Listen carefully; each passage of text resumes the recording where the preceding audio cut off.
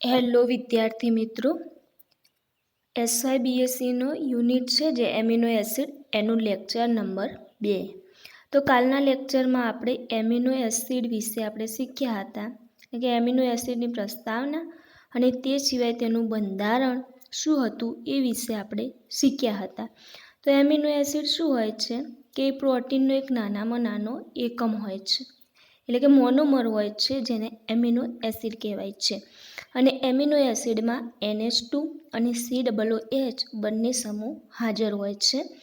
એના સિવાય આપણે કહ્યું હતું કે એમિનો એસિડ સમાન હોય છે, પરંતુ અમુક એમાં વૈવિધ્યતા જોવા મળે છે. એટલે કે કોઈમાં 2 COOH સમૂહ હોય તો કોઈમાં 2 NH2 સમૂહ હોય. તો એ રીતે એમાં અલગ અલગ શું હોય છે, વૈવિધ્યતા જોવા મળે છે. તો આજના આ લેક્ચરમાં આપણે એમિનો એસિડનું વર્ગીકરણ અને નામકરણ વિશે શીખીશું, એટલે કે એને કઈ રીતે અલગ પાડી શકાય છે.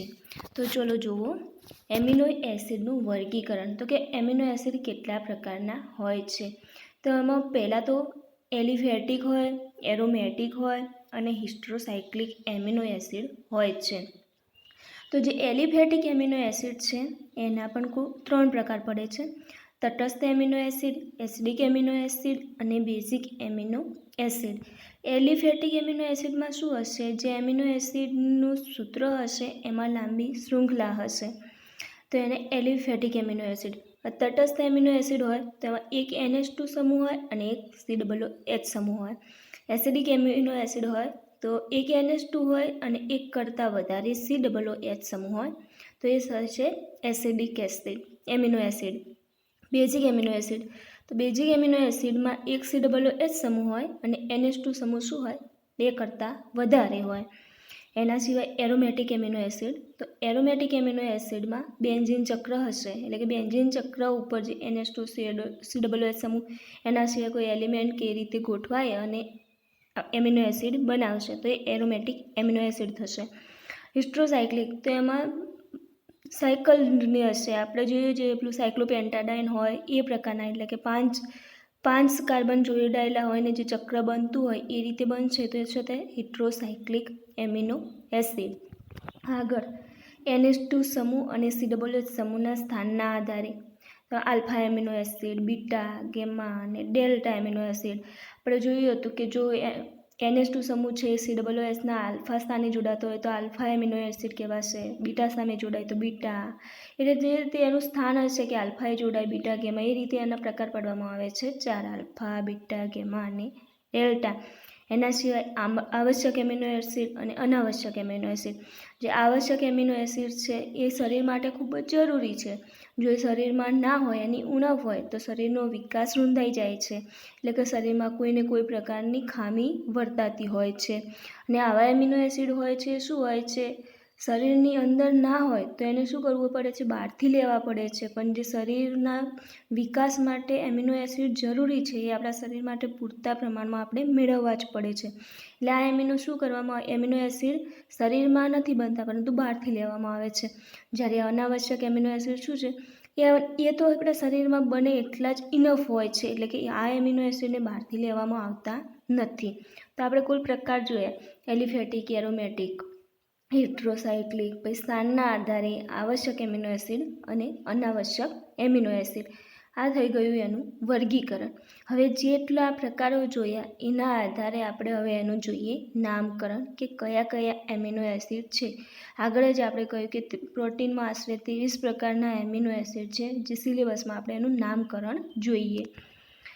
તો શું હોય છે કે જે આપણે નીચેના કોઠામાં, એટલે કે કોઠામાં જે એમિનો એસિડનું આપણે નામકરણ દર્શાવ્યું છે એ પ્રોટીનના જળ વિભાજનથી મળતા એમિનો એસિડ છે, અને તેમને શું સંજ્ઞાથી દર્શાવવામાં આવે છે.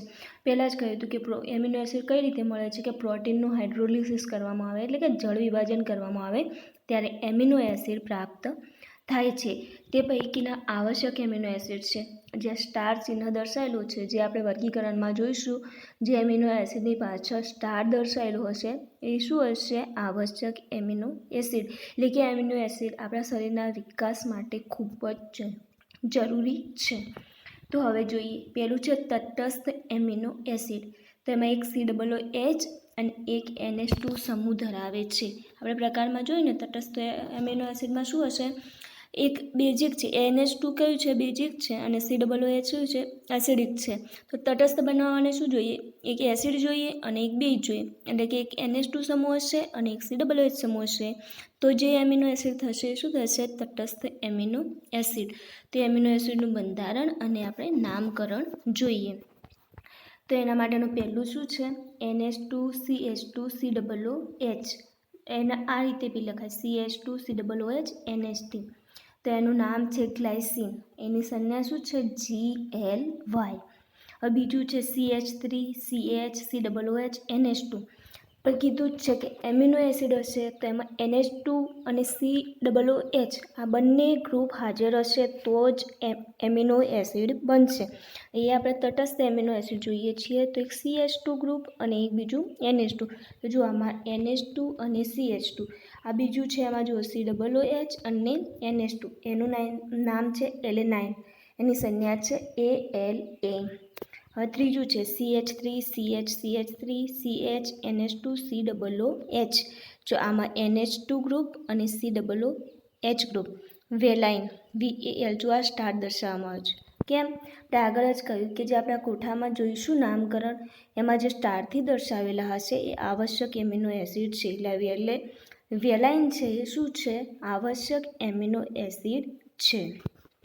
અને એક વસ્તુ, એમિનો એસિડ હશે તો એમાં કાર્બનની જે વેલેન્સી છે એ 4 હશે, પણ કઈ રીતની, કોઈ દ્વિબંધથી નહીં જોડાયેલો, કોવેલેન્ટ બંધથી જ જોડાયેલા હશે અને કાર્બનની વેલેન્સી શું હશે, 4 હશે. હવે આગળ જોઈએ બીજું, ફરીથી તટસ્થ એમિનો એસિડના જ પ્રકારો છે, એનું નામકરણ છે. તેમાં જુઓ CH3CH3 CH2 CHNH2 COOH NH2 group અને COOH ગ્રુપ. લ્યુસીન સ્ટાર દર્શાવેલો છે, આ પણ શું છે, લ્યુસીન આવશ્યક amino acid LEU. CH3CH2 CH3 CHNH2 COOH આઇસોલ્યુસીન, આ પણ શું છે, સ્ટાર છે. તો ILC આ પણ શું છે, આવશ્યક એમિનો એસિડ.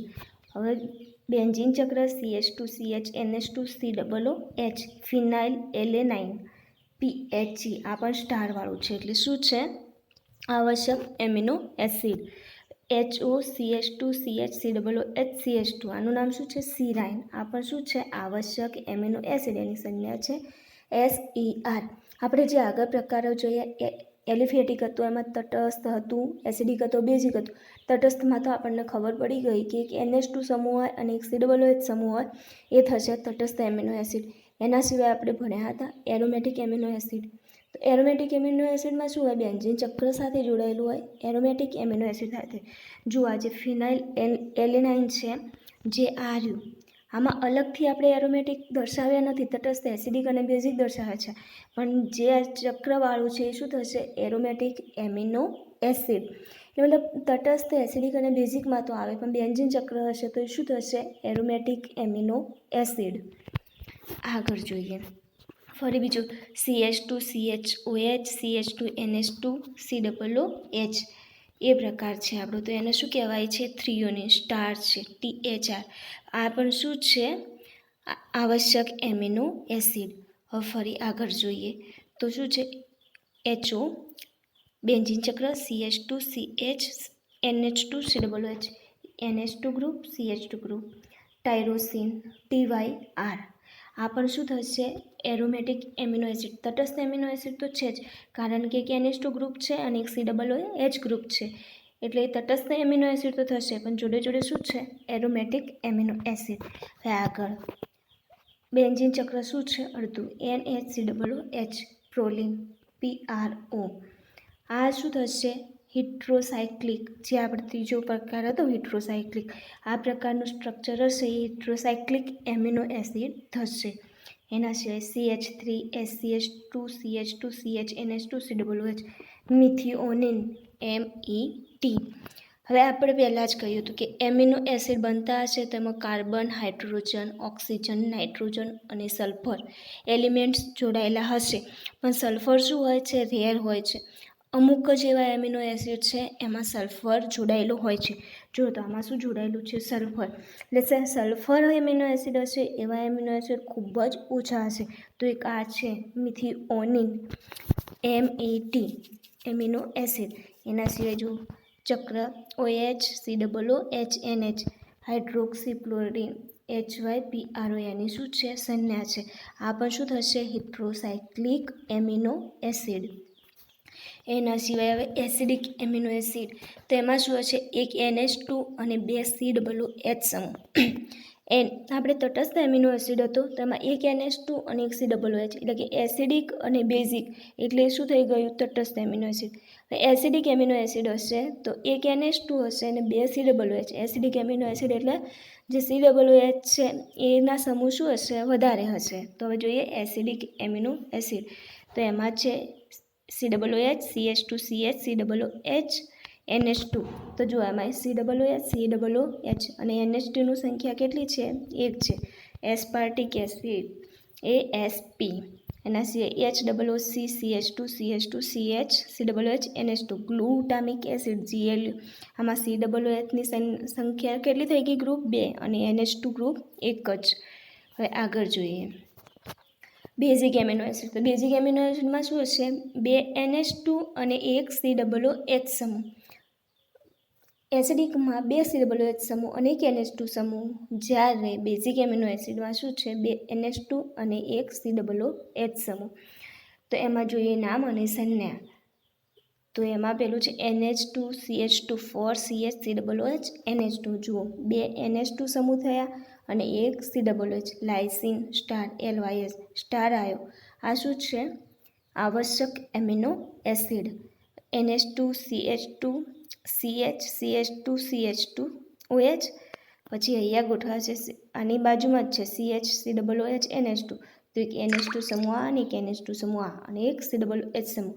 હાઇડ્રોક્સિલાઇસિન HYL. હવે ચક્ર આપણું NHCH2CH CH2 COOH. તો આમાં NH2 કયા છે? આ NH2 ને અહીંયા એક ગોઠવાયો જે ચક્ર છે સાયક્લિક ચક્ર, એમાં એક NH2 ગોઠવાયો અને એક NH2 આ અને COOH. તો હિસ્ટિડાઇન સ્ટાર. તો આ શું છે? આવશ્યક એમિનો એસિડ. એની છે HIS સંજ્ઞા. NH2 C double bond NH NHCH3 CH2 thrice CH NH2 COOH. અહીંયા શું છે? દ્વિબંધ છે એટલે એની સાથે એક NH2 એક બંધ કરીશું તો એ અહીંયા જોડાશે. તો એક NH2 આ અને એક NH2 આ અને એક શું થયું? COOH. તો આર્જિનિન સ્ટાર ARG. આ શું થઈ ગયું? એમિનો એસિડનું નામકરણ. તો જે હાલ આપણે એમિનો એસિડનું નામકરણ જોયું, તો જે આ કોઠામાં એમિનો એસિડ છે એ એમિનો એસિડ કોઈ થિયરી, મોટી થિયરી રીતે નહીં પૂછાય, પણ જે શોર્ટ ક્વેશ્ચન પૂછાય છે એમાં પૂછી શકે કે તમે ગ્લુટામિક એસિડનું કે એસ્પાર્ટિક એસિડ, લાઇસિન છે, હિસ્ટિડાઇન છે, એટલે કે એનું રાસાયણિક સૂત્ર લખો. એટલે આ જે કોઠામાં તટસ્થ એમિનો એસિડના આપણે નામકરણ જોયા, નામ, પછી એના જેવા એસિડિક એમિનો એસિડના જોયા અને બેઝિક એમિનો એસિડના જોયા. તો જે આપણે બધાના નામ જોયા એમાંથી MCQમાં ક્વેશ્ચન પૂછી શકાય છે. જે આ થિયરી છે એ મોટા ક્વેશ્ચનમાં ના પૂછાય, પરંતુ MCQમાં પૂછી શકે છે કે તમે જે એક આપી દે કે એસ્પાર્ટિક આપો, ગ્લુટામિક કે લાઇસિન, હાઇડ્રોક્સિન, પ્રોલિન કે એનું રાસાયણિક સૂત્ર લખો. તો એ રીતે એક MCQ માટે બધા જે તટસ્થ એમિનો એસિડ છે એને યાદ કરી લેવા.